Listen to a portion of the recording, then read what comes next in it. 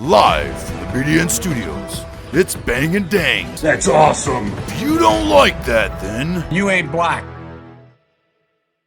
Tension was always simmering, meanwhile, between Breckinridge and Braxton.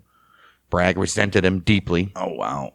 Breckinridge was connected with close family ties to Confederate heavyweights like Joseph Johnson, Wade Hampton, John Floyd, and William Preston. Oh. To Bragg, that network looked like favoritism and privilege. And he never forgave Breckinridge for arriving late during the Kentucky campaign. Oh, what do you mean? He blamed him for the disappointing lack of Confederate volunteers in the state. Oh, wow. Oh, jeez.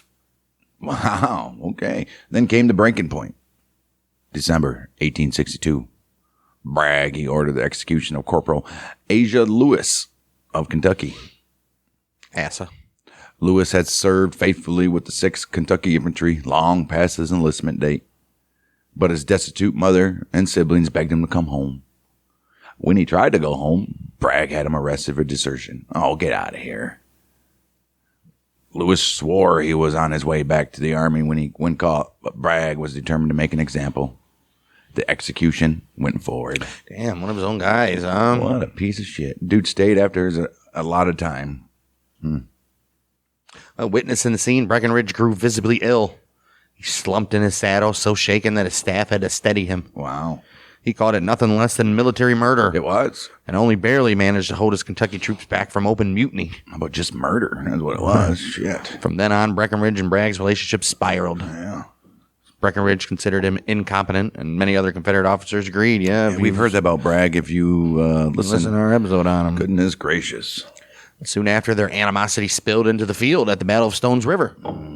Breckinridge's division, part of William Hardee's corps, held the east bank of the river, while Bragg's, their main force, clashed with William Rosecrans and the Union Army of the Cumberland, December 31st, 1862. Bragg, he wanted Breckinridge to reinforce the west side, but faulty cavalry reports from John Pegram delayed him. Oh, here we go. Mm-hmm. By the time Breckinridge crossed, his attacks fizzled, and Bragg pulled him back. Oh, wow. Wow. Just 2 days later, 2nd of January, Bragg made a fateful decision. Union troops under Horatio Van Cleve, they crossed the river and seized the ridge, threatening the old rebel line. Breckinridge strongly opposed a frontal assault, writing to his brother-in-law, Preston, that if he was murdered, Preston must tell the world he had spoken against this unwise attack. But orders were orders. Them's the rules. 4 p.m., Breckinridge's Kentuckians charged, and they charged hard. At first, they broke through the Union line and forced them back across the river. Then, disaster struck, as usual. Federal artillery on the opposite side rained fire into their ranks. Fresh Union reinforcements under James Negley, they arrived. Barely an hour, Breckinridge lost nearly a third of his command, dead, wounded, or captured. Jesus. He rode among the survivors, crying out again and again, "My poor orphans! My poor orphans!" The name of the Orphan Brigade, already known, became etched in memory that day. Son of a bitch. I would have looked at Bragg. This is your fault. But Bragg's report laid the blame for defeat squarely on Breckinridge, criticizing his division's conduct. Okay. Furious, Breckinridge demanded a court of inquiry, but he was denied. Of course he was. His Kentuckians, embittered by Bragg's leadership and the bloody failures, even urged him to resign and challenge Bragg to a duel. Oh, well, a dreaded duel. Shoot him right in the forehead, dude. Wow. May 1863. Old Breckinridge, he was reassigned under Joseph E. Johnston this time. He fought at the Battle of Jackson, trying but unsuccessfully to break the siege of Vicksburg.